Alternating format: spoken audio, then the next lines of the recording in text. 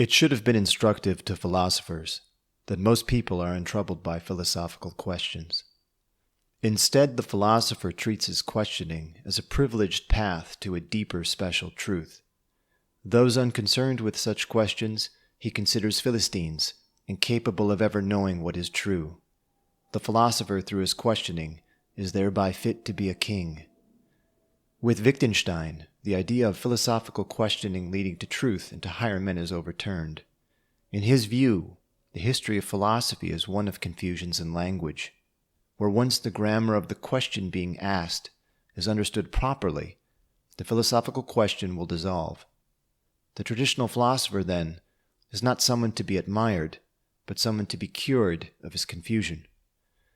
Instead of making arguments, Wittgenstein, in his philosophical investigations, offers a variety of examples of laborers and craftsmen communicating in order to demonstrate the grammar implicit in certain words and expressions. It is a sort of anthropology as metaphor, and is a means of showing how philosophers misuse and misapply those same words and grammatical structures when asking philosophical questions and making arguments from them. How by stripping away the mastery of the laborer and the spontaneity of his work, the philosopher turns the words he uses to nonsense. For those who are philosophically troubled, these anthropological examples are a sort of heuristic ladder to be ascended, from which one can look out over the field of troubled language and grammar, and seeing clearly one's philosophical questions as confused language, the ladder can be discarded, and a man now can return to activity in the world. It is philosophy as therapy. But wouldn't becoming a master craftsman be a finer therapy still? Instead of a body, with a rational mind at its center to operate it, Chuang writes of a spontaneity at man's core, and only at his periphery a rationalizing, ordering, and sorting out of life. Man is as a tree for Chuang. His trunk is spontaneity, and his branches the ability to rationalize and order the world. A man is wrested from spontaneity at those moments when he is faced with a new situation, requiring some new action. This causes him to pause and reflect. In these moments, the possibility of further rationalizing and the making of distinctions appears. It is the beginning of the philosophical attitude. But it is an error to privilege these moments or to become enamored with them. A man should return to his spontaneity as quickly as he can, by sorting out and getting back to activity in the world. When I began in truck driving, my knack for driving was undeveloped. I was inexperienced. I had difficulty driving spontaneously. I was often faced with new situations on the road, new obstacles in performing a turn or backing up the 53-foot trailer. To act spontaneously would only have gotten me into accidents. I had to stop the truck and reflect, to stop to sort things out, to stop to see how I might back the truck around the corner and what dangers I might have. In time, I needed to stop and reflect less and less. The reflection and sorting out might occasionally happen, but they passed quickly. I began to drive with spontaneity and emptiness. I could see the future on the road, what every other driver was preparing to do. I would change lanes for obstacles and dangers that would only appear miles and minutes later. I could feel the future of the road in the intention of every driver on it. I had developed a knack. I had developed a mastery. I had become the mirror, the echo, the peaceful levelness of water on a windless lake.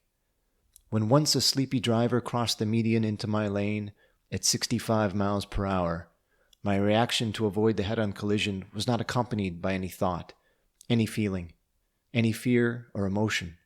My heart did not race. There was no place for language. I swerved the truck smoothly onto the narrow shoulder, just along the edge of the asphalt, where it fell off into a wooded swamp. I acted simply and decisively, as water when it is redirected. Spontaneity is the place of silence, where the language of reason and philosophy cannot go. The place of silence is actively still. The master truck driver and craftsman are both empty and full. They feel nothing. As Zhuangzi says, emptying, he is still. In stillness, he is moved. And when he moves, he succeeds. Perhaps emotional responses that interrupt one's spontaneity are similar to philosophical troubles of language that interrupt it. Emotional responses that freeze a man are a result of his lack of mastery. Perhaps the philosophical attitude is itself a lack of mastery. Chuang writes, "Only one who has seen through things understands moving freely as one and the same. In this way, rather than relying on your own distinctions, you dwell in the ordinary. To be ordinary is to be self-reliant. To be self-reliant is to move freely, and to move freely is to arrive. That's almost it, because to arrive is to be complete. But to be complete without understanding how, that is called Tao." Neither the Taoist sage nor Wittgenstein's slab movers and craftsmen are completely silent.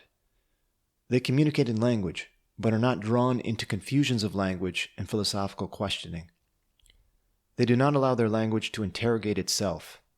The place of reason is the place of an ever greater making of distinctions, an ever more finely breaking of the words of the world apart, and making more advanced equations of them.